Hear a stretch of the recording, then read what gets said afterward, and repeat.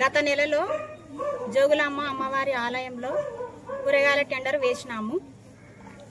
జోగులాంబ అమ్మవారి దయ వల్ల కూరగాయల టెండర్ మాకే వచ్చింది.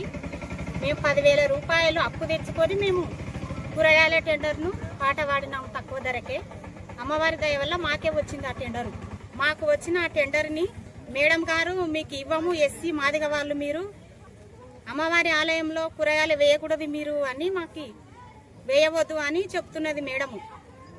మేము అమ్మవారి సాక్షిగా ఎస్సీ మాదిగ వాళ్ళం.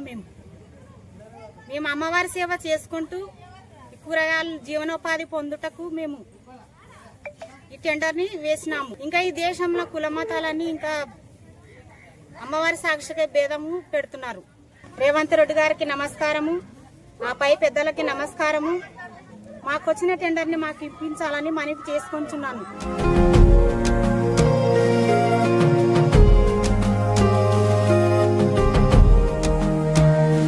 అయ్యా మీ కృష్ణ కాదు, మేము మాదిగోళ్ళము, హిందువులము, మా తాతల కాంచి మేము హిందూ దేవాలయం మొక్కుతున్నాము, మేము శుద్ధుల దేవుడు భక్తులం మేము అని చెప్తే కూడా వినకుండా మేము రద్దు చేస్తామని చెప్పేసి అంటుంది.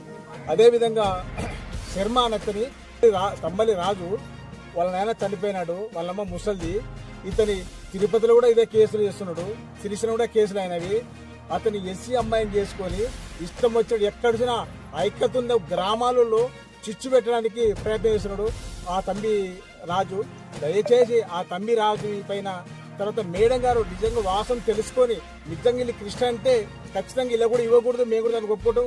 కృష్ణ కాకపోతే ఆ మేడం పైన యువ గారి పైన తక్షణమే కేసు చేసి అరెస్ట్ చేయాలని చెప్పేసి మా మనవి.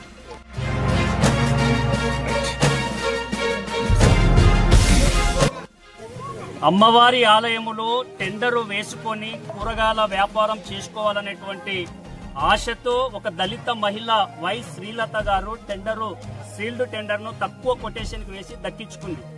వీటిని కులం అనేటువంటి మాదిగలు అని చెప్పేసి అన్యమతస్తులు అని చెప్పేసి ఈ టెండర్ను రద్దు చేసి మళ్ళా టెండర్కు పిలిచినటువంటి ఈవో దీప్తిరెడ్డి గారితో మేము మాట్లాడడం జరిగింది.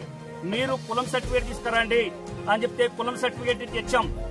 ఎంఆర్ఓ గారు మీరు అన్యమతస్తులైతే మాకు ఎస్సీ మాదిగ సర్టిఫికేట్ ఇవ్వదు, బీసీసీ సర్టిఫికేట్ ఇస్తుంది. మరి ఎస్సీ మాదిగ సర్టిఫికేట్ మాకు ఉన్నప్పటికీ కూడా కుల వివక్షతతో అంటరానితనముతో మాదిగలు మూతికి ముంత ఉండాలి, నడుముకు చీపురు కట్ట ఉండాలి, మెడలో గంట ఉండాలి, ఊరు బయట ఉండాలి, మీరు చెప్పులు గుట్టే కాడ ఉండాలి, బాత్రూములు గడిగే కాడ ఉండాలి, మీరు రోడ్లు ఊడ్చాలి తప్ప ఆలయాల ప్రవేశాలు లేవు, ఆలయంలో టెండర్లు వేసుకొని కూరగాయలు సప్లై చేసేటువంటి అర్హత మీకు లేదనే పద్ధతిలో ఈవో గారు దీప్తిరెడ్డి గారు ప్రవర్తించడం అనేది ఇది సరైన పద్ధతి కాదు. ఈవో దీప్తిరెడ్డి గారిని సమర్థిస్తూ ఈ యొక్క రాజశేఖర్ శర్మ అనేటువంటి వ్యక్తి మత కలహాలను సృష్టిస్తూ లిఖిత పూర్వకంగా ఈ రోజు ఈవో గారికి మా మీద కంప్లైంట్ చేశాడు. ఏ ఆధారంతో మీరు కంప్లైంట్ చేశారు? తిరుపతిలో ఎస్సీల పైన ఇలాంటి ఆరోపణలు చేశారు, శ్రీశైలంలో ఇలాంటి ఆరోపణలు చేశారు, మీ పైన ఎన్నో కేసులున్నాయి. ఇలాగే మత కలహాలు సృష్టించినందుకు వాటిని బేస్గా తీసుకొని అలంపూర్లో ఉన్నటువంటి వెంకటేశ్వర్లు అనేటువంటి వ్యక్తి సోషల్ మీడియాలో బెదిరింపుల యొక్క మెసేజ్లు పెడుతున్నాడు. అమ్మవారి ఆగ్రహానికి గురవుతారు, మీ కుటుంబాలు నాశనం అవుతాయి, మీరు అమ్మవారి జోలొస్తున్నారు, ఆలయాల జోలొస్తున్నారు అని చెప్తున్నారు. అయ్యా మీ అందరికీ మీడియా ద్వారా ఒకటే విజ్ఞప్తి చేస్తున్నాం, మేము ఆలయాల గురించి గాని అమ్మవారి గురించి గాని స్వామివారి గురించి గాని ఎక్కడా మాట్లాడడం లేదు. మేము కేవలం ఈవో యొక్క రెడ్డి ఆధిపత్యం చేత కులం అనేటువంటి అహంకారం చేత దళితులమైన మమ్మల్ని అవమానపరుస్తూ మా ఆత్మగౌరవాన్ని దెబ్బతీస్తూ మా టెండర్ను రద్దు చేసినందుకు మా పోరాటం ఈవో గారి మీద. అమ్మవారంటే మాకు భక్తి, స్వామివారంటే మాకు భక్తి, మేము ఆలయాల అభివృద్ధి కోసం ఊరి అభివృద్ధి కోసం నిరంతరం పోరాటాలు చేసే చరిత్ర మాకుంది. కానీ మీరు అంటరానితనము చేత కుల వివక్ష చేత ఈ రకంగా మా పైన ఆరోపణలు చేసి టెండర్ను రద్దు చేయడం కరెక్ట్ కాదు.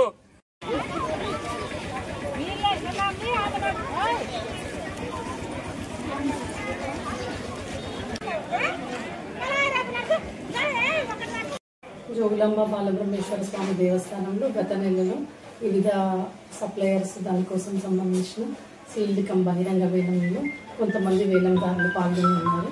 వీళ్ళు పాల్గొన్న వేలంలో టెండర్ షరతులను చదువుకొని వేలంలో పాల్గొనాలని చెప్పేసి మెన్షన్ చేసి ఉంది. సో సో ఆ టెండర్ కూరగాయలకు సంబంధించిన టెండర్ సప్లైకి సంబంధించి టెండర్ ఓపెన్ చేసినప్పుడు కొంతమంది వ్యక్తులు టెండర్లో పార్టిసిపేట్ చేయడం జరిగింది. దానిపైన ఒక వ్యక్తి టెండర్ షరతులకు అనుగుణంగా లేకుండా మించి ఉన్నట్టుగా మాకు కంప్లైంట్ రావడం జరిగింది. ఈ విషయంలో ఆ టెండర్ని హోల్డ్లో పెట్టి దానిపైన ఫర్దర్గా అది వాళ్ళు హిందూ మతస్థులు కాదనే కంప్లైంట్ మీద మేము ఫర్దర్గా రిపోర్ట్ తీసుకోవాలని చెప్పేసి ఆ టెండర్ని హోల్డ్లో పెట్టడం జరిగింది. ఈ లోపలనే కొంతమంది social media WhatsApp and social మీడియాస్లో వివిధ రూమర్స్ స్ప్రెడ్ చేస్తూ ఉన్నారు. దయచేసి ఈ రూమర్స్ ఎవరు నమ్మకండి. ఈవో యొక్క పరిధి ఇక్కడున్న పరిస్థితులన్నీ అంచనా వేసి దేవాదాయ ధర్మాదాయ శాఖకి పంపించడం వరకు మాత్రమే ఉంటుంది. టెండర్ యొక్క ఫైనల్ అప్రూవల్ అనేది దేవాదాయ ధర్మాదాయ శాఖ కమిషనర్ అనుమతి ఉత్తర్వులకు లోబడి ఉంటుంది. కాబట్టి ఎటువంటి రూమర్స్ని నమ్మకుండా ఆలయ ప్రతిష్టకి భంగం కలిగించకుండా ఏవైనా అనుమానాలు ఉంటే ఆలయ కార్యాలయంలో సంప్రదించాలని మరొక మారు విజ్ఞప్తి చేస్తున్నాను.